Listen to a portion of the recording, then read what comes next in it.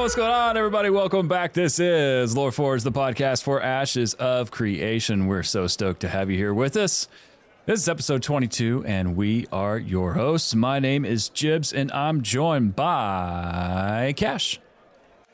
Hi, everybody. I think doing sound checks is probably my favorite part of podcasting with you knuckleheads. Oh my gosh, it's chat's here. I mean, they saw a tasting of it and then before the show, before we went live. Yeah, it's good times. it's filled with reminiscing and regurgitating script from Anchorman. all of Ron Burgundy's sound checks are taking place in our Discord here before we start our show. San Francisco. They called it San Diego.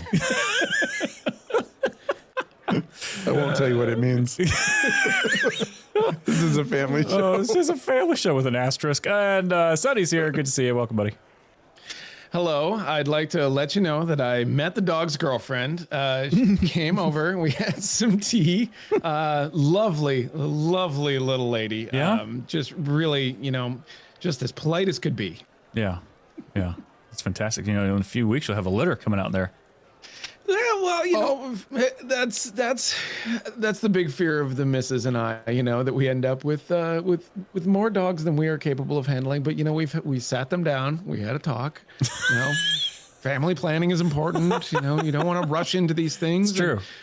I understand we were all young once. These are difficult conversations. It's true. It's important. I'm practicing on my dog though before I have to deal with my son. That's probably a good call. It is, and I'll tell you what, that worry, it never goes away, because it changes with children. It changes from, oh my God, what did I do? Am I going to be able to do this when they're babies?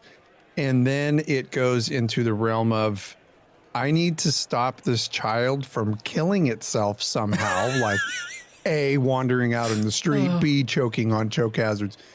And it very quickly turns into, oh my God, did I ruin this child's life because of something that comes out of their mouth? And then they become a teenager and into adulthood. And even when they're an adult, you will still have the same level of worry. It's just different circumstances. But you don't have to worry too much once they're a teenager, right? Like at that point they're just making all good decisions, right? That's how that Flawless. works. Yeah, buddy. Okay, good. Rolling 20s. Henry's like right in teenage years, and I'm like, whew, we passed the hard stuff. Now it's just easy street until he's out of the house. Oh boy, I can't wait to see you where you're at, like halfway through his teen years. That's gonna be fun to watch. Mine's gonna be entering it as well. There's a reason I game, so I can lose myself in another world and forget about this one at times. Well, I'm enjoying my hair right now, what's left of it. So I have a feeling that I'll be joining you two in approximately 2 years. That's about how long it's going to take me to go through this phase. It's all right. You're more aerodynamic. So you got that working for. And I'll tell you what. High speed, low drag. I will argue with anyone. There's no better feeling than a freshly shaved head in a cold leather chair or a fresh cold breeze on a hot summer day. Holy cow. That is like refreshing 101 right there. It's a good. Yeah. You know what my favorite feeling is? What's that? With a freshly shaved head? What's that? Rain hitting it. Oh, okay. I love rain on my bald head. That feels amazing. I feel like it hurts sometimes. Like a bald person's ASMR podcast. I know. When I said that, it got quiet for a second. Like I made it weird. Did I make it weird? Welcome to it got a little weird there. Bald ASMR. I like wet heads. All right. Well, again, welcome everybody. Thank you so much for pushing play and hanging out with us here today. And believe it or not, this show is about Ashes of Creation. And this week on the show, we're going to be answering your mail. We're going to be talking office hours, the Ranger archetype discussion, and then what? I missed what the office hours. Did they just announce that today? No, it was yesterday. They announced yesterday. Ooh. Yeah. Yep. You got that to look forward to. Yeah, buddy. I like this one. Yeah, you should jump in on that one. Get a little vocal, have some fun. And then discussion on utility skills, which has been going around the community quite a bit this past probably week and a half. and we're going to weigh in on it with our opinions. But before we get started, gentlemen, our community did something pretty awesome this week, didn't they, boys? Yes, they did. Cash, do you want to tell them what they did? This was a big deal for us, and there was a lot of thought put into how we were going to accomplish this task. And I feel, I'm just going to preface this by saying I think they really knocked it out of the park. I think they did too. Our goal was to, because when we do this show, we do the show under the premise of, and when you listen to the show, there is that very slight little background noise that's in the show. And that is because our setting has always been in a tavern. There's a lot of other people who've done that in the past, and we just actually found that we loved that as like a place for us to be. We love that type of ambiance, and it really fits in a fantasy medieval game. So we wanted to make sure that this tavern that we're in has a name, and that name was also going to be transferred to whenever we get an in-game tavern in Ashes of Creation. So we went ahead and did said thing. We had the community bring us ideas, and they actually ended up voting the other day. Let's see here. We had... Just to stop you, when you say community, which community are you talking about? Oh, I'm talking our Discord community. Yes, you can find our Discord community and join it if you go to LoreForged.com. But this was our internal Discord community that we pitched this to. Right. Perfect. So I'm just I'm pulling up the post here. We have 1, 2, 3, 4, 5, 6, 7, 8, 9, 10. There was probably 25 or 30 submissions, which was pretty freaking cool. Like that just blew up. We were blown away by it. And we picked our top 3 and we threw it out to the community. And by a very large margin, the following was selected. The name of our new tavern, as if I didn't already spoil it behind me, is the Sleepy Owl. We're very excited about that. I love it so much. I love it. Now, all things being equal, it was my suggestion, but this suggestion was put into the mix just like all the other suggestions, and it was voted on by the community, not under like the thing that I had suggested this or anything. It was an anonymous suggestion. So it is a perfect name for the feeling that we get in our Discord community, because we have been extremely blessed to have a bunch of people in our community that are very active, and they're very friendly. And every morning we wake up and we go into the Discord community, and people are all waking up at the same time, and they're starting their day, with a positive attitude. And it's just kind of been a thing where you end up with a lot of pictures of owls. And all of these owls are always waking up, or they're drinking coffee or something like that. And so the Sleepy Owl was just something that I thought would fit well, and the community decided that they really enjoyed it. There was a couple other suggestions that I really, really enjoyed. Conniff came up with the Fang and Feather, which I thought was stellar. That was my personal second favorite, because like the fang from the animals and the feather for like the diplomacy side of things. The Fang and Feather is just a fantastic name for a tavern. And then the other one, and you're going to have to help me out on who suggested this one, was it Weevil that suggested the Hoot and Hearth? Because that was I think so. Let me bring the post up here. I think it was, but that was another one that was was really good. I remember that. Chaffee says it was Chaffee, so I will have to check. Yeah, make sure. Yeah. Chaffee J, the Hoot and Heart. It was Chaffee. Okay, well, we'll give credit where credit is due. Chaffee, that was a fantastic one. That one was, like we said, we must have had 25 or 30 suggestions, and some of these ones were really good, and those were a couple that I thought were worth mentioning as just being like really fantastic suggestions. And frankly, they got first place votes from a lot of people. It was a lot of fun to see what people were interested in. But The bigger point is that now our tavern has a name, and we're really starting to build some personality on this thing, and I think that it's going to be a lot of fun. So if you hear us on the podcast, it's being held in the Sleepy Owl, and if you see us in game, our in-game tavern, if we can name it, and even if we can't, it's going to be the Sleepy Owl. So it was a cool contest. Yeah, and if you're a first time listener, you haven't heard the show or know what we're about and what the heck we're talking about. So the reason for the owl thing is just because the owl is that's our show mascot.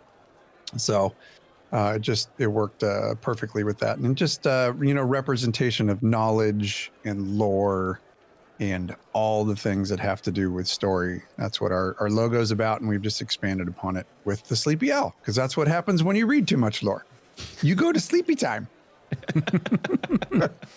Oh, so there you go. And we'll, whenever the game launches and everybody can get in there, back in the day, Cash, you remember when we did Lore Seekers and we were in the game and they had to come find us, and while we were broadcasting live, and we just end up getting mobbed.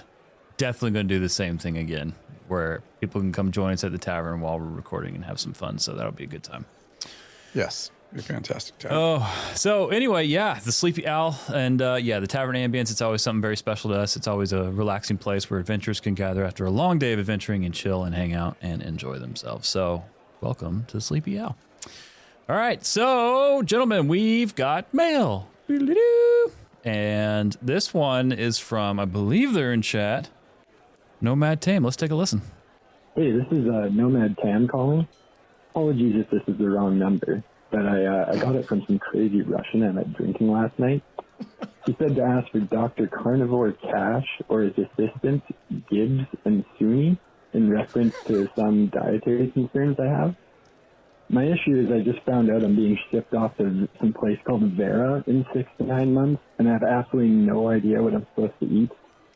So Dr. Cash, Carnivore, how complex do you think one's diet will be on Vera? Will I have to eat and drink all the time, or just a couple times a day? How varied will the effects of said food and drink be? Will the carnivore diet be a viable option? I'm hoping to book a consultation to answer these questions and more. Oh, I almost forgot. That Russian dude said if I ended the call with, "Give me a piece of your love, honeybee," that Suni would take care of me. I really hope that's just a discount code and not... Anyway, please call me back at 420-420-6969. Thanks. Oh, that was so good. Wow, that Is took that a turn. Is that a real turn phone at number? the end? 420. Oh, Bong Slayer. XX Bong Slayer 69 XX. Oh, that's I love fun. it. Thank you, Nomad. That was really cool. Can I answer it? Yeah, go for it. Yeah. Yeah. Well, I mean, lo and behold, to me to give any dietary advice or share what I'm doing. I'm not doing that. We are. That's not a good idea, for better or worse.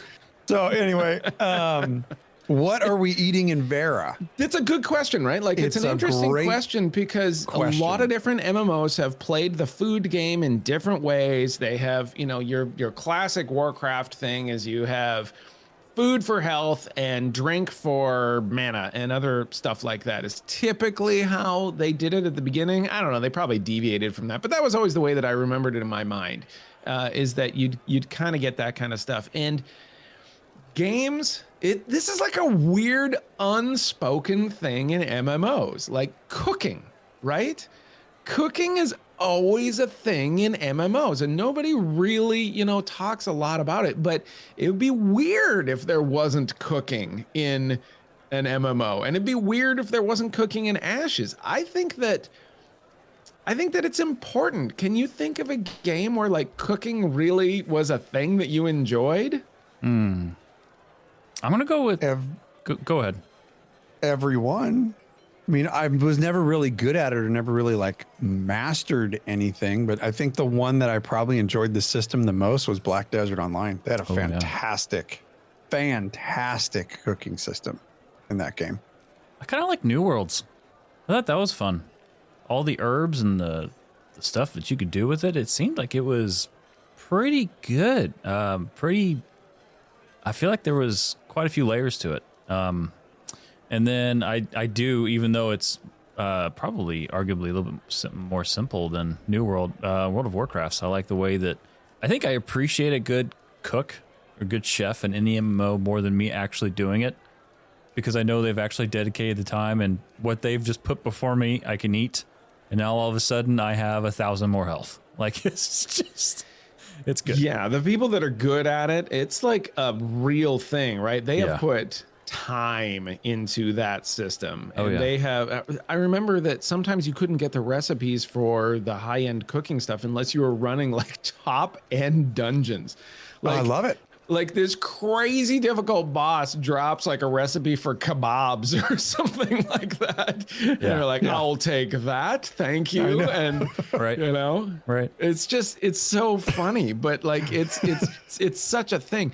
Let me ask you this. Do you like a cooking system where you have more physical interaction with the process of cooking, as in like, you know, like sauteing stuff and things like that? Or would you rather have a more Warcraft system where you just have X ingredients in your bag and you click the button and wait for the little, you know, 3-second timer to go off?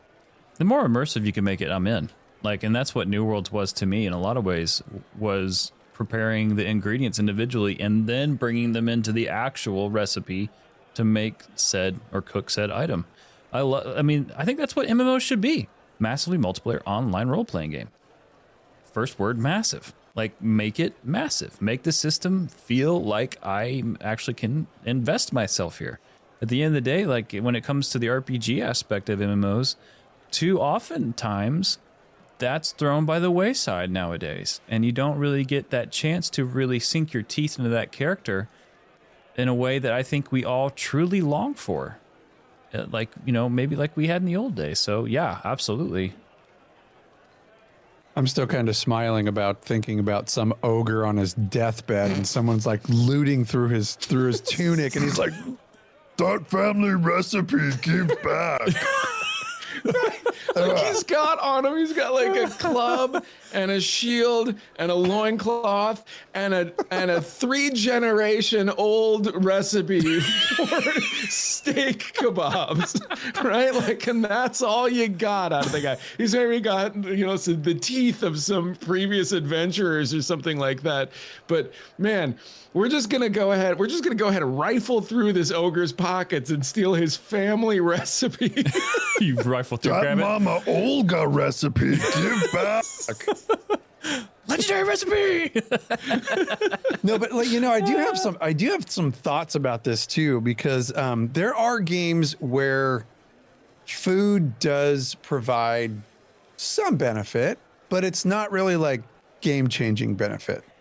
Then you have games like Elder Scrolls Online, where if you did not have food to buff your stats, you could, I mean, that would be a serious deficit to your character. It was a really big thing to have the right kind of food.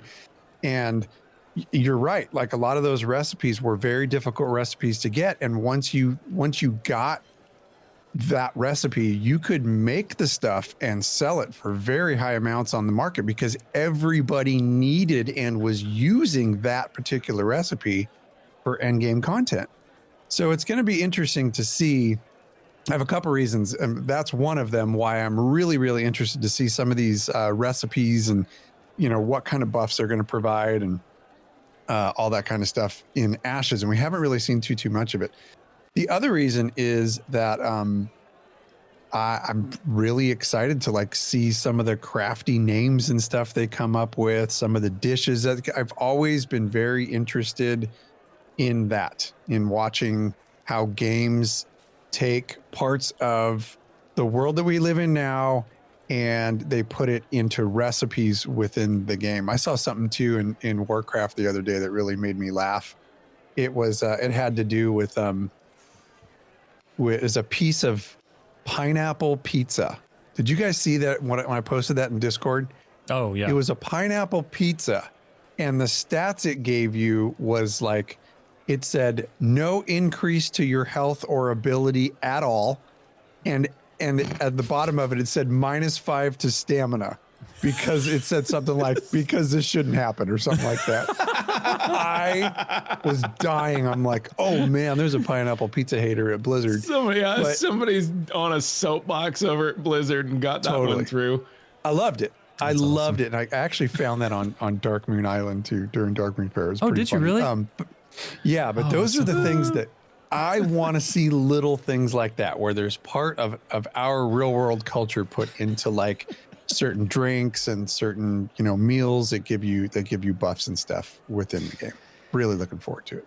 Yeah, I had forgotten how important it was in Elder Scrolls Online to have food. It was just such an integral part of it. I don't usually love that because, well, and just in my style of gameplay, that usually costs money because I don't usually have that kind of level of cooking, and I don't like having to pay for consumables like that.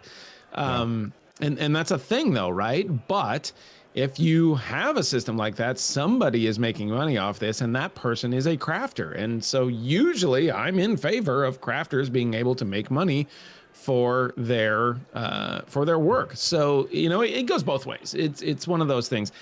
I think that something that I am very much looking forward to is the freehold system. If I'm able to get a hold of a tavern in a freehold and we're able to call it the Sleepy Owl and everything like that, then I want to be able to make food and beverages. I want to be able to make food and drink. It would be spectacular if I could make my own food and drink, within parameters or something like that, like include different things and then be able to name it or something like that would be awesome. Or even if I was able to make certain recipes and then just put like it gave credit in the name, like made by Sunny Ravencourt or something like that, or made at the Sleepy Owl or whatever it is, or something like that. That would, how awesome would that be? But then, you think of all of the possibilities that they could do with something like this, like brewing beers and all sorts of fun stuff like that. That would be a tremendous system. Talk about something that I would make a profession, an expertise profession immediately, right? That's something that I feel like that hasn't really ever been talked about. And I don't know if Ashes is going to have it, but I truly hope they do, because I think it means everything from a crafting standpoint. When you have on the tooltip made by so-and-so. Totally agree. Totally agree. That has to be in the game. I was running around in World of Warcraft in Valdrakken, the big dragon city, whatever. And this person was on a reindeer during the Christmas season going around handing out presents. And I didn't know what it was. So they open a trade window, take it, and I'm like, okay, stranger. Yes, I'll take this randomly wrapped gift. Anyway, so they leave. I open it up, and it was a shirt they made. It was a green shirt made by, and it said made by so-and-so. And I'm just like, I love that. I love that. Dude, that knitted you a Christmas present. Knitted me a Christmas, and I have it on my hunter. Threw it on. I'm like, yeah, I'll wear this. And so Chafee J and Vladis both confirmed that is on the wiki. Names will be attached on the wiki. Perfect. Love it. That's exactly the way it should be, because it's such a easy way, an easy thing that takes very minimal effort to give a good nod to that crafter. It's perfect. I love that. So Sonny, you want to be a cook, you want to be a tavern owner, and you want to be the mayor. So I'm going to throw this out to you. First of all, that's a lot of shit. That's a lot. I think you should dream big. You gotta dream big, right? You really do. And you will have a train of people supporting you. I really do, because all those things I think will be fantastic. And there's not a member of our community that does not want the Sleepy Owl to be a real thing. So, yes, right? I think we should throw the gauntlet down, and you should play this game as a pacifist. Oh. And we'll just supply you with everything that you need, but you never fire a shot. So he has to be lazy? Whoa. What an idea. Wow. Sonny, that's not too far off your wheelhouse, right? So,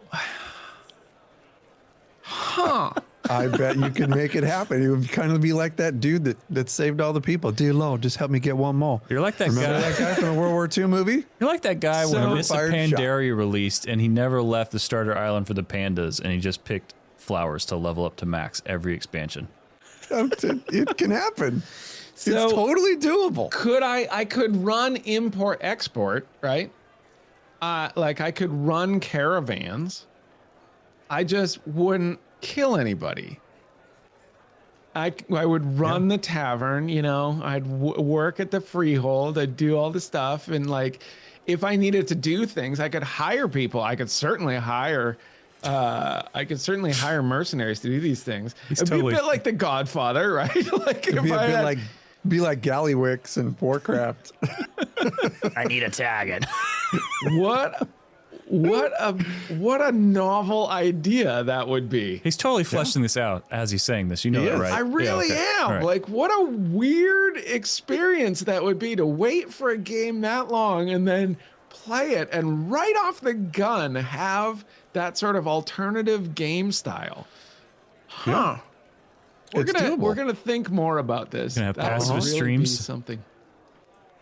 Yeah, would you want be to the most boring streams on the planet. He's picking flowers tonight, and he's going to cook. Well, said I'm flowers. running the auction house. I'm working at the tavern. I'm like, I'll be in the tavern. People coming into the tavern and things like that. He's all in You now. know, I swear to God, I've watched some people stream where they don't do anything. Like their character just stands around and just does nothing. Like Madigon, for example. I love Madigon, but Madigon does not do a lot on his stream. He just stands He's there. just You know, he's a social dude. he's a social just dude, hanging out. right? Yeah. He's just hanging out. Yep. Oh my gosh. I love Sonny. Boy. I love the idea. We're gonna have to flesh this out a little bit more. I worry about this idea a little bit. Yeah. And thanks, Nomad Tam. Like you've sparked that some was good. interest here. That was a really good email. And Great yeah, voice, the man. other stuff. Great If you voice, ever man. want to talk about the other stuff, just hit me up. I'm there for you. There you go. All right. Well, real quick, folks. So office hours. This is coming to us from AOC's official forums. We have a Ranger archetype discussion that's coming up on Tuesday, January 16th, 2024 at 2 p.m. EST, 11 a.m. Pacific over at the official Ashes of Creation Discord. Now, for those of you who don't know what office hours are, it's an opportunity to where you, the player, can join in on the discussion on topics that Intrepid is actively collecting feedback on. You and the rest of the community members can hop in a Discord channel and join Roshan and Vaknar over in the official channel at the time of the event. And of course, as you know, the topic is the Ranger archetype, which that was moving forward past that Ranger update, you really kind of saw how heavy of an update that was for a lot of people. That one meant a lot. So Huge. It Yeah. was huge. Yeah. I look forward to seeing. And I mean, it was huge for Cash, let alone people that are not on this show, right? Yeah, for sure. Yeah, I was very excited about it. I was so excited about it that I just did a new video. It's not out yet, but it'll come out here, I don't know, probably a week or so. But I did a video on why I choose to play Ranger. I kind of got to dive into the skills of Ashes of Creation's rendition of the Ranger and why they really hit home with me. So, it's pretty obvious. I'm very, very excited about the class, and there's nothing. I don't think there's anything else on the horizon unless that rogue comes out and we get some rogue showcase that just completely melts me in my chair. But I don't think it's going to happen. If anything, I think rogue will be a secondary class for me. But yeah, super excited about the Ranger and this showcase or the office hours. You know, I got so derailed by the non-combatant guy that You're welcome. I didn't even bring up. Now you have two videos. You have the video on the Ranger, and you have the potential videos on cooking in Vera. And so it's like you're hitting it on all fronts at this point. I'm trying. That's Sonny hit that. That is coming back. We started this off when we were doing Ashes of Creation content creation a few years ago before we had to peel out for a while. But we started off with something called the Baron Chef, and the Baron Chef's coming back. So that's going to be super fun. And that's the other reason, well, I was kind of alluding to it a little bit. I'm really excited to see some of these recipes that start popping up on the wiki, because I want to see what the food's called so I can freaking make it. Yeah. That's going to be so awesome. Yeah, it's going to be super fun. Those are good videos. Man, I miss those. All right, so remember, 2 p.m. EST, 11 a.m. Pacific, over on January 16th at the official Ashes of Creation Discord. Gentlemen, the utility skill discussion has been making some rounds and making some waves in the community. It's hot. And he's here in chat. Vladis Gaming put out an awesome video. It was actually today on the 10th. So go check out his channel, Vladis Gaming, for the utility skills discussion. It's a great video, and one we'll probably be referencing tonight quite a bit. So, utility skills. They asked this question on Twitter, so I'm gonna put it out to you both, and then we'll just run with it. What utility skills do you feel are most important? And 2, are there certain scenarios that should require specific ones? I think we should start with defining utility skills. There's like so much here, right? Like it's like Kinda Three loaded. Stooges trying to cram their way through a door frame with this kind of topic, right? Yeah. It's just like there's so many things. So Cash, why don't you go ahead and just explain what a utility skill is in the context of an MMO? Okay, cue up your answer, because I'll hit this real quick, and just so everybody's on the same page. So if you're new to MMOs, or if you're a veteran of MMOs, what do we mean by utility skills? So these are skills that you have that are not focused on your archetype's main focus. So say if you're a tank, a healer, or damage dealer, these are skills that don't have anything really to do with those. They provide support. They provide crowd control and other strategic advantages to your character or your group. So examples of that would be something like a self-heal, okay, a buff or some type of an enhancing spell, debuffs, movement abilities like with the ranger, for example, disengage. For a mage type character, their blink. Some type of damage mitigation, or like a shield, or some way to restore your resources. Other things like lockpicking. Okay, for ranger class, some form of tracking, interrupts, crowd control, stuff like that. Those are utility skills. So if you're a damage dealer, pretty much any skills that's not providing damage or DPS is going to be considered a utility skill. So that's what we're talking here when we talk about this. And Intrepid had those two pretty specific questions, because it seems like they're fleshing that part out in development. One thing that you didn't mention here, which I think might be the biggest utility skill, and it is what Vladis threw up in the chat, and that is crowd control breakers. Your get out of jail free cards, right? Like in Warcraft, you usually have like a medallion or something like that on your PvP gear that you get to use once every 3 or 5 minutes or something like that basically busts a crowd control, so that if you're stuck, then you can get out. You break out of traps, things like that. Yeah, like disengage. Yeah, disengage is a good one. Disengage is one of those, because that will break you out of stun. Right. I think of the utility skills. Man, how do we want to handle this question, JB? So we should go like that. You had broken it up into 2 different things here. You said, what utility skills do you feel are the most important? And are there certain scenarios that should require specific ones? And I'm going to throw a third question on there and say, what classes should get utility skills, right? Because Vladis's video kind of said all the utility skills are being given to all of the people all of the time now in modern MMOs. Do we want to go back to a more classic sense like that? So let's go ahead and we'll just do the first question here. We'll go round table on the first question. What utility skills do you feel are the most important, Cash? I don't want to get hate mail by saying self-heal, but self-heal is such a fantastic convenience that I've loved for a long time. And if I'm going to get specific on this, I think that I think it's class specific. I truly do. I think that question, it's a very difficult question to be that broad on, when there's so many different classes. They're going to have different needs in a utility skill. So to say that every class should have an escape, yeah, every class kind of should have an escape. Maybe every class doesn't need a self-heal, but something like an escape is something that every class could use equally. So perhaps to me, some type of an escape. JB's got hard opinions on this thing. Go ahead, buddy. I feel like you're just like busting on, like, everything you know of podcasting is like, don't interrupt him. Don't interrupt him. Don't do that thing. Don't do that thing. You are a professional. Do not interrupt your co-hosts.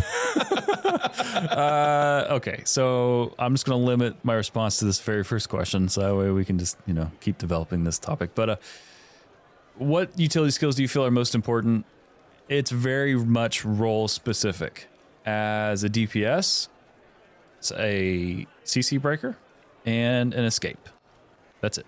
That's the most important things to me. Self heals, yeah, that'd be, in my opinion, I think that's, if you're going to do that as a DPS, it should be very, very limited. It should not be great heals if you're DPS. That's why you have your healer or your bard or something else. For me, like, I'm kind of looking at that, old school mindset of, if I'm a DPS, just give me a CC breaker, because no matter whenever you're in a raid and the poop hits the fan and there's red everywhere and you need to get out, you need an escape or a CC breaker. You have to be able to get out of dodge. And so very role specific. If I'm thinking healer, well then that may be a different response. But from a DPS standpoint, CC breaker and escape. If you mean for the healer, you don't want utility that can allow them to heal after they're dead? I always thought that was a dumb one. Yeah. When your healer's dead and you're like, I just won last one. Oh, yeah. The priest does that in WoW. Yeah. That's still I'm confusing. talking about the priest in WoW. You guys, we reference WoW a lot because it is the game that we are playing the most Currently right now. playing, So, it's always hard for me to remember like tons and skills and abilities for games that I played years ago. But yeah, that one is always like, it's driven me nuts as a type of utility. I know it's like, could that really be considered utility because it is a healer? I don't know. It's kind of a tweener, but that one's just always driven me nuts. You take the time to kill the thing and it can sit there and just continue to heal for like, I don't know how many seconds. It just irritates me. Anyway, that one, no. Not so much on that one. But you do get a cool animation of them and that you killed them. Yeah, you see a huge freaking corpse that has its wings out. I'm just like, corpse. Jeez, I still get so confused on that, even though I know what is happening. I know they're dead. I know they're dealing out heals, but I'm looking at it because, as a DPS, it's like, as long as it's up, spell. Right. Keep hitting it with my axe. What's going to happen? Oh, okay, we're done. All right, next person. Yeah. And it's, I knew this one was going to come up. Zen Marksman in chat says, intentional. Make sense for the archetype. All shouldn't have healing, for example. Make it intentional to need the cleric in the group. And I think that is a very important thing for them to say. And that also echoes the things that Vladis was saying in his video, which I think are fantastic points. The problem with modern MMOs, and like we're headlong in one again, and he's escaped World of Warcraft, so I'm super happy for Vladis. But modern MMOs have so many inconveniences, and all classes now seem like they're all like jacks of all trades. They all have like a Swiss Army knife of utility in their pocket, and it's kind of dummied things down quite a bit to where you can get out there and solo and do your thing, and you really don't need any other players or characters, because anything that you would need, any utility that you would need brought to the table, you already have in some form. Where it would be nice to get back to actually needing other classes to be able to complete even a quest. Like, dude, I need a cleric or I need a bard to throw me some love right here just while I finish this mini boss off or whatever, there's just no need anymore in a lot of these MMOs for other players. And that's what we need. You have to come back. Yep. I'm going to answer the first question here. Which utility skills do I feel are the most important? So I'm typically a lone wolf, a lone wolf gamer. And that makes me approach MMOs a little bit differently. So those utility skills are very important to me because if I don't have those utility skills, then it makes life very inconvenient. Because like you're saying, like, well, you need to be able to group with a priest. You need to be able to have these other people to do these kind of things. Well, if I don't have them, then every utility skill becomes very important to me. But having said that, if I don't have some sort of way to break a stun, if I don't have some sort of escape, then that's the number one thing that I need.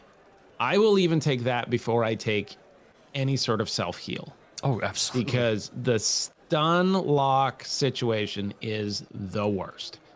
You have to have at least one of those things. That's just it, right? Like, so to me, that is by far the most important. Second on that would be some sort of self-heal. Third can be almost anything, right? It can be all sorts of things. And when you say that they should be class specific, I totally agree with that. But that gets into the second question here. Are there certain scenarios, and I'm gonna broaden this question just a little bit, and I'm gonna say, are there certain scenarios or certain classes you think that utility skills should be limited to?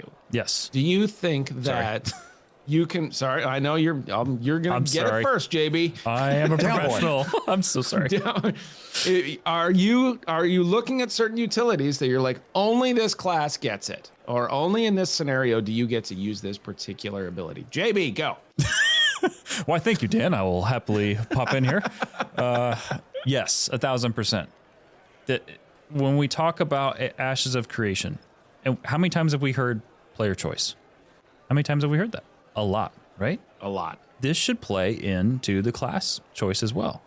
When I went back to Classic era and I sat there trying to figure out what class to play, I didn't roll alts. There's a reason why I'd never rolled. I have a problem with alts in retail because you can do everything. Every class can do everything. I say this genuinely as a person who's trying to getting away from maining a hunter. We should not have as good a heal as we have. We should not be able to do that thing. We're highly mobile, extremely bursty, extreme escapes, and we're basically a running turret that just mows people down. And we have an excellent heal. Come on. Like, we can't do that.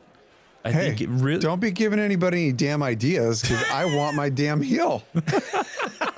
I need it. It absolutely 1000% should be class specific, because that's why I had to sit down and think back in the day, a few months ago when I was messing around with Classic era, because I had to seriously put thought into what did I really want to bring to the table.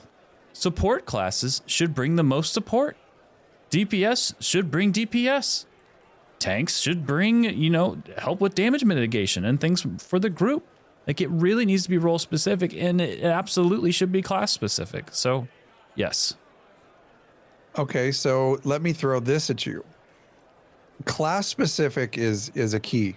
It was a very, very much a key, as opposed to there being, like, with your build, say there were maybe 4 or 5 utility type skills that you could spec into at the cost of something else. You're taking that over something else, right?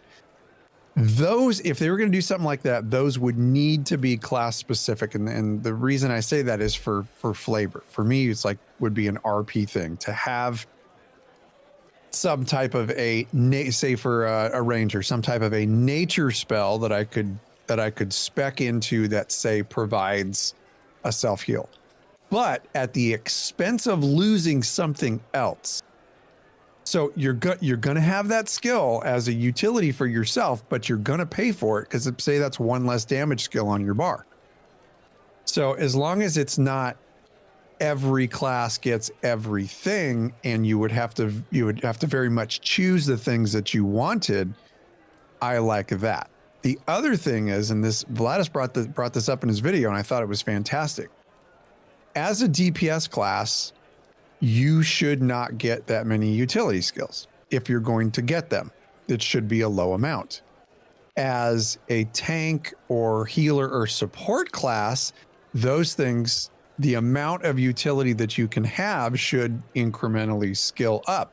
If you're 100% support and you're not the class that's like topping the DPS meters, which thank God they're not going to be in Ashes, but you're not the one putting out the most DPS, but you are the one putting out the most support, then you should have the option to have more utility skills. And I love the way that he broke it down. It'll be very, very interesting to see how they actually do this and be able to balance it. But if you are doing things like that, if you're taking your healing and support classes and you're giving them more utility skills to bring to the group, that is also a bump for people to play those roles, right? As opposed to everybody having everything else. If everybody has a giant set of utility, then everybody's just going to play DPS. A lot of people will. But if you provide more of those skills and more choice and more cool tools in your toolbox for support characters, tanks, and healers, then you're going to have a lot more people apt to jump into those roles. See, I'm the same way with you on this one. And I tried to make this a third question, but you guys both just basically ran right into it. And that is that it feels like you shouldn't be able to have your cake and eat it too, right? You shouldn't be able to have it all. You just like Cash said, you can't be able to dish out the high-end DPS and have all of the tricks in the bag. But initially, when faced with this question, I thought, no, you absolutely not. The tank shouldn't be able to pick locks, and the tank shouldn't be able to have a ability to get out of some sort of trap or something like that. Like, they're tanks. They should have these kind of utility things that are built for tanks, and the rogue should have the ability to do these other things. But then I'm like, well, hang on one second. I'm saying, what if, as a roleplay element for an MMORPG, remember, this is an RPG, a role-playing game, why can't I let my tank have some of these things if they're willing to shave off some things on the other end, right? Like, if I'm looking at the big tree of decisions here and I want to have less ability to do damage in favor of my ability to have more nimble fingers to pick locks, maybe I don't punch somebody as hard with my knuckles because I'm worried I'm going to smash them into little garbage bits of bone and I won't be able to pick my locks anymore. Like, why can't I do any of these things? I just need to have I just need to be able to balance it and figure out what I want versus what I don't want. And if I'm a utility type of player, if I'm basically here just for the team to let other people do their job just a little bit better, then maybe I should be able to be all utility, right? And just sacrifice all of the other stuff because I'm a team player and that's my job within the team. And the DPS guy, maybe he just wants to be the glass cannon. He doesn't need a stun break. He doesn't need to pick locks. He doesn't need a self heal. He just needs to fire the biggest freaking flame balls you've ever seen in your life at the bad guys. And that's fine with me too, right? I don't necessarily think it needs to be class specific as much as I do like the idea of that from a thematic point. I like the idea of having the ability to decide what your character will be even more. And, maybe you get flavors of it. Maybe the rogue is the only one that can actually pick locks, but the tank has the ability to smash down doors or something like that, right? Like, you can flavor that up with roleplay elements for the thing. So that's fine, but I don't. I think that there's a way to solve this puzzle in an RPG sense. I guess the fundamental thesis that I have here is you can't have all the things all at once, right? And like Vlada said, you can have all the things all at once, just not on one person. And that's absolutely it, right? You just have to work with friends and figure it out. But for me, as a lone wolf gamer, I can have what I want because I get to pick that character and build him the way that I want to build him, understanding that I'm going to have to, move pieces of the puzzle around. Yeah. Go ahead. No, you're Balder. You go. It's just because I have more real estate. Those are all great points. And I think that is one reason. I mean, kind of going off of both of your responses, that's one reason why I look forward to seeing the Bard, which is a support class. And then, combine that with the Cleric, which we've already seen. Do you remember when we had that dev update and the response in the community at a healer? A Cleric, just a healer. Somebody who's as OG as OG gets in RPGs. But the response that the community had for that was insane. There was a ton of good, positive reinforcement and response on that, just because of how great it looked.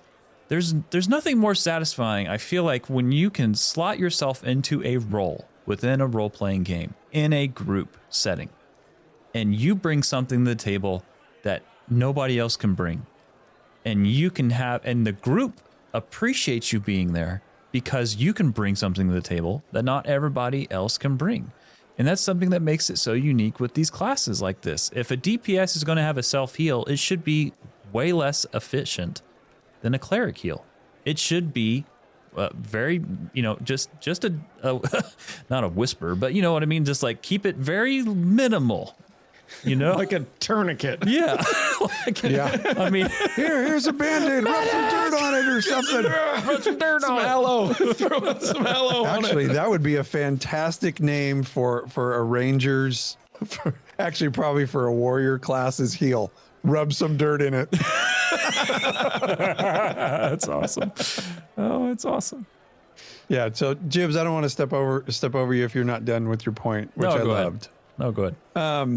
I have a couple things I want to hit here, and first one is Conif. Conif mentions in chat, of course. Thank you, Nuclear Tangos. He gives a bunch of subs. That's fantastic. Lost my place here. Thank you for doing that, Nuclear Tango. Conif says, to play devil's advocate, players have been conditioned to get everything they want on any character they play. ESO, Final Fantasy 14, even WoW is adding a lot of that into the game. Yeah. And it's a big part of what we've been talking about. Absolutely right. So my question here, before we hit the second question that the devs were asking, my question to you is, if you take all of these utility skills and you put them into this little Venturi and you just pop out a couple for each character and say, okay, you just get a couple of these utility skills. With players being so used to having everything in their toolkit, coming to a game where they can just have one or two little utility skills, is that going to hurt Ashes? No, it's going to be a shock. I think this is the same thought I've had since we've been back to this and trying to get caught up with the last 3 years of development for this game. This game is going to be a shock for a lot of players because it's bringing back the things that the industry has not had for a decade. For a solid decade. Well, okay, Black Desert Online, I mean, that could, or maybe Arcade, but I mean, like, those old school vibes. When you can't be the end all be all, you are not the Dovahkiin here, okay? Like, But I am the Dovahkiin. like, The old man told me I was the Dovahkiin. Wait, you're the Dovahkiin too? you, me, you, me, We you. got a lot of Dovahkiins around here. It's getting There's weird. Like 1, 2, 57 Dovahkiins. Why is everyone shouting? It's so loud right now. So loud. Need more cowbell. Anyway, no, like, it's going to be a shock. And it should be a shock because the things that they're making are not industry standard. What they're doing right now is not industry standard to slurp the most people into an MMO.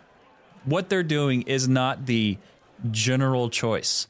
It is way more of a niche choice. And yes, they'll lose players because of it. But also you'll have the certain kind of players that I think Steven wants to attract. He's building the MMO he wants to play. The staff there in Intrepid has said numerous times on dev updates, they're building the game they want to play, and they can't wait to join alongside their player base. So, yeah, in short, absolutely, this is going to be a shock for a lot of people. I'm gonna pose a question to you guys, and I want you to pick one. This is gonna be a tough decision for you, okay? You're gonna pick one of the two scenarios here. All right. Scenario one is that utility skills are absolutely limited to class. Okay. That means like lockpicking is only available to rogue, a very original RPG type of atmosphere, just like JB described, right? self-heal may be limited only to healing classes or something like that, right? Think original RPG. Or you have the second option, which is you can pick these things at the cost of other things, okay? Anybody can pick basically any utility skill, but it is paid for at the expense of other abilities, including damage and tankiness and other things like that in like a sort of true role-playing type of environment, okay? You can only have one of the two. Either everybody gets access to everything, but they don't get everything, right? You pay for it. Or it is limited to classes in a very original RPG type of style.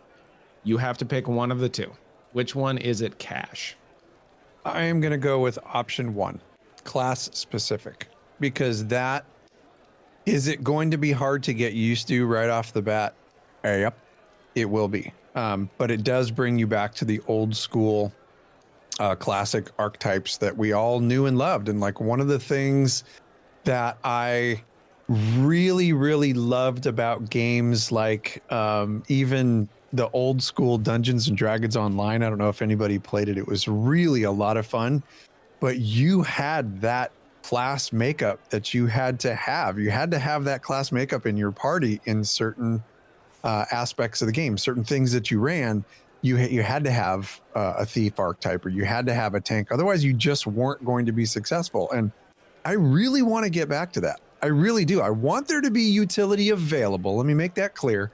I want there to be utility available, but I want specific things that only certain classes can get, because it keeps the value in each of these classes for the specific thing that you bring to the game or to your party, to your group with your friends. And the reason that I say that is because the question number 2 in the dev discussion was, are there certain scenarios that should require specific ones? And the one that comes to mind, and the reason that I chose your option 1, Sonny, is the rogue being able to locate hidden doors in dungeons. If you go in there with a group and you don't have a rogue, you will not find those hidden doors. Okay, replayability. We're going to go back tomorrow night and make sure that we have a rogue with us who can look for those doors. Additional content to do. To me, that brings a lot of value to each class. So that's why I'm going to go with your option 1. I love the questions too. Those are fantastic. It's a fantastic way to pose, what we specifically want. I do want utility, but I would like them to be class specific. JB, what do you think about this? What was the first one, the old school RPG?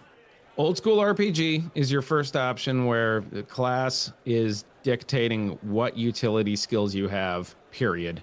And the second one is everybody has access to everything, but you have to pay for it by sacrificing other things. Option 1, 1000%. There's a reason why Classic Era, in my opinion, kind of a hot take, is probably one of the best MMORPGs on the market right now for World of in regards of World of Warcraft. It knocks retail out of the park because it goes back to those classic RPG vibes. That is not at all what the current retail is. The character, and because what you get when you have, so everything Cash said and more, when you have those classic RPG, I guess boundaries, right? It allows for really unique gameplay, like Cash was saying. But it also allows a level of character immersion that you don't get when you have everything.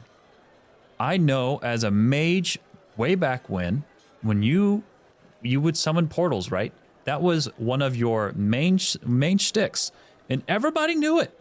And everybody would come to those people because that was a level of in-game convenience that was not propped up by a cash shop or anything. That was built in the game that the players adored.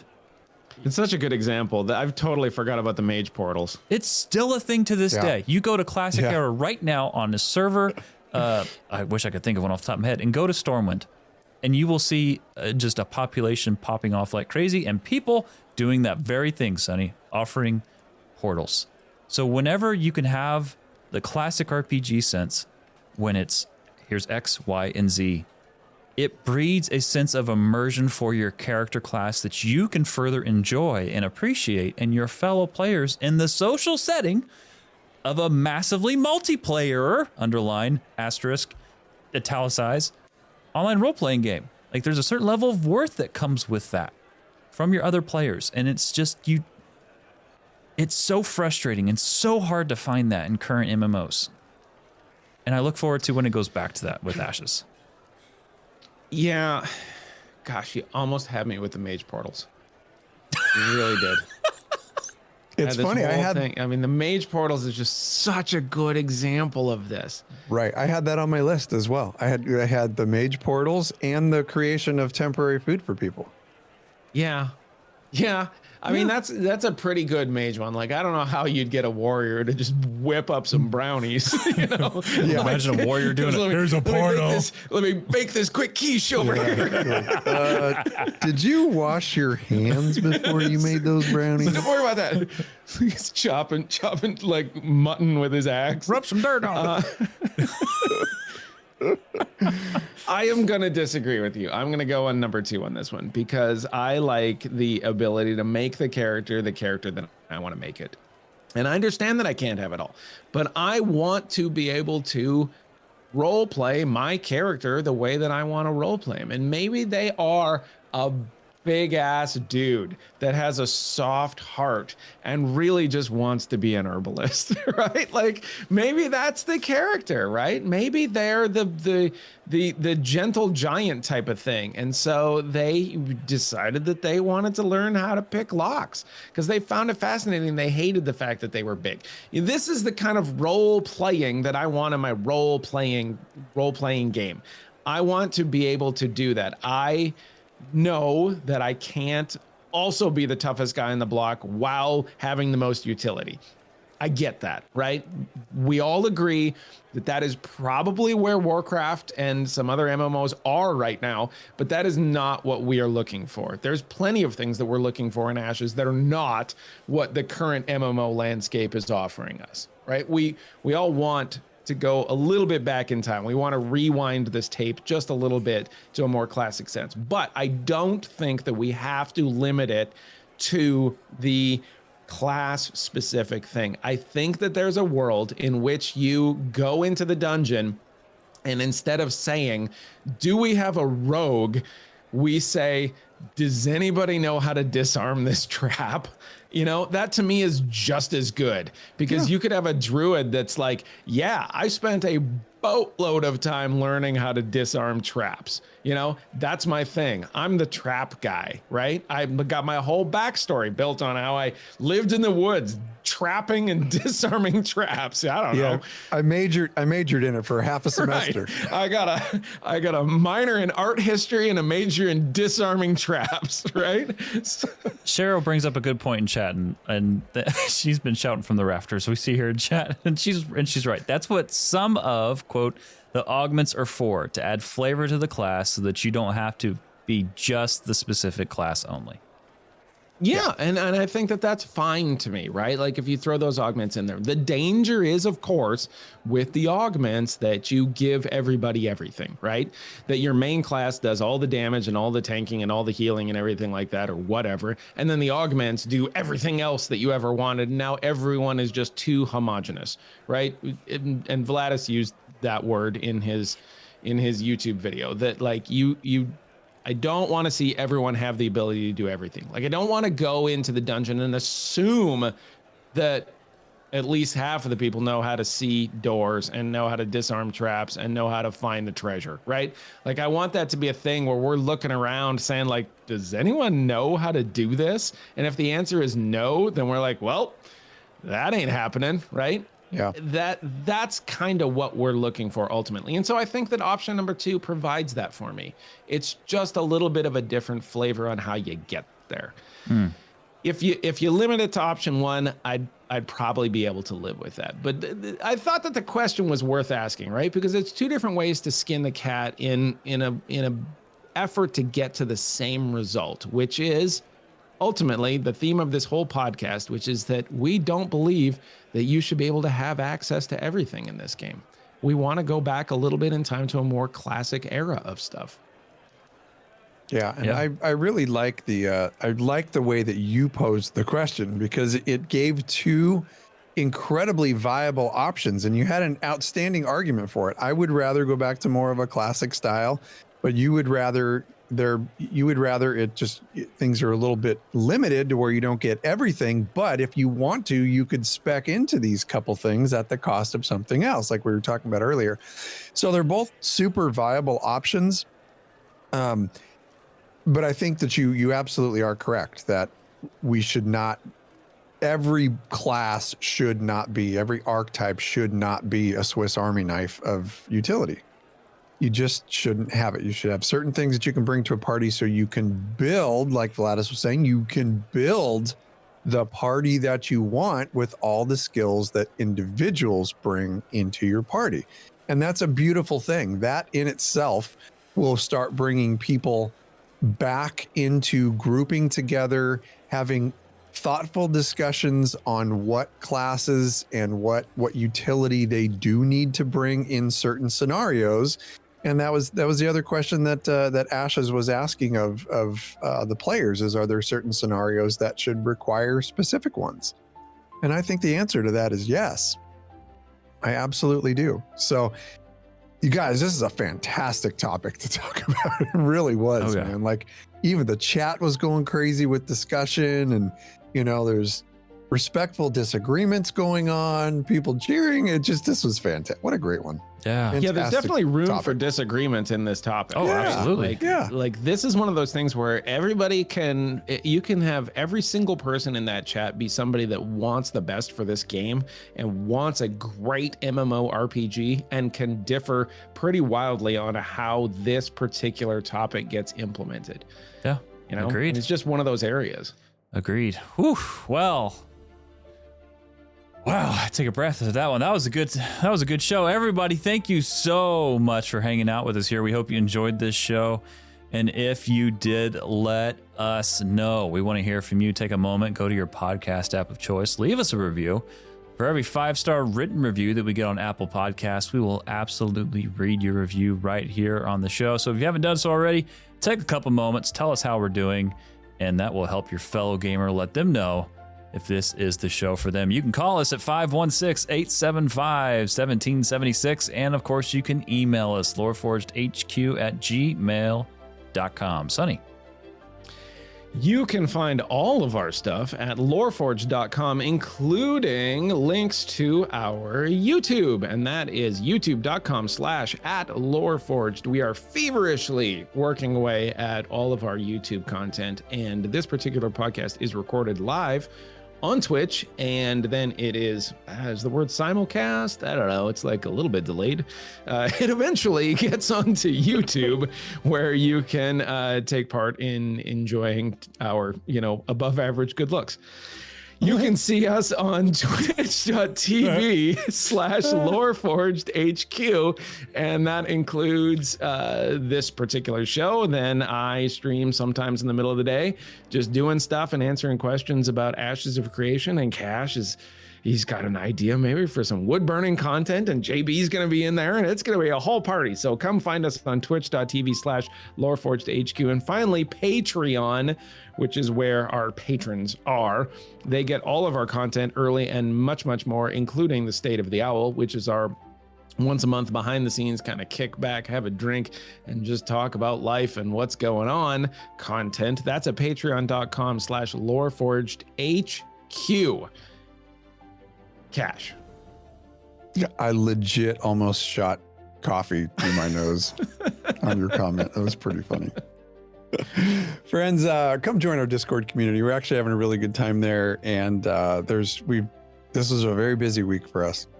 We'll go over that here in a second. We just had a bunch of people coming in, and it seems like our little family's growing into not so little of a family, so it's pretty cool. Everybody's welcome, content creators, players. If you're interested in the game, if you just want to come and shoot spitballs at us, you can come do that too. Follow us on Twitter. Follow us on X. Jibs at Jibs IRL. I am at Cash Quest. The Cash is with a K. If you want a little sneak peek to a wood burning project that I'm working on right now, you can go to my Twitter page. It's there. Sunny is at U of Coruscant, and don't forget to follow the show, LoreForged HQ, our new Discord members. Thank you and welcome to the family to Gall, EJ Paladin, Kraken, Zalreth, Tim Roto 321, Immortui, Proctes. I laughed hysterically at your name, Proctes. Very good. Hugo, Mimbo. Hi, Mimbo. Good to see you again. And Axeman joined us. I do want to throw a little shout out to Sunny's latest video on YouTube. And I really just want to personally thank him for, I probably watched it 10 times at least because I can't stop laughing at it. It's freaking hilarious. If you have not seen it, Sunny came up with the idea to do a campaign video for his campaign for mayor, and it is priceless. I cannot tell you how much on a whim I made that video. Like, no plan whatsoever. Made it, sent it off to you guys, like, check this out. Yeah. And I think I peed a little when I watched it the first time. It was awesome. So just go check it out. It is so cheesy and so freaking accurate to the real world. It's just awesome. So well. You know, I've had some comments on that. Like, people like, I cannot wait for other people to have like responsive campaign videos and like a whole like subculture of mayoral campaigns for this. Like, what a weird world we might have just accidentally created. Yeah. Oh, yeah. And man, if anybody like has a response to that, or somebody else wants to run against Sunny and throw us a video, oh, we could have a war with this one. Oh yeah, that'd be fun. Hilarious. Yep. Well, everyone, thank you so much for tuning in. We hope you enjoyed this episode. Come join our community. Like they said, we would love to meet you. Come and meet Ashes of Creation fans from all over the world. Have a wonderful week in gaming, and we'll see you next week right here on LoreForged. Take care. Peace, love, and honeybees. Safe travels, everyone.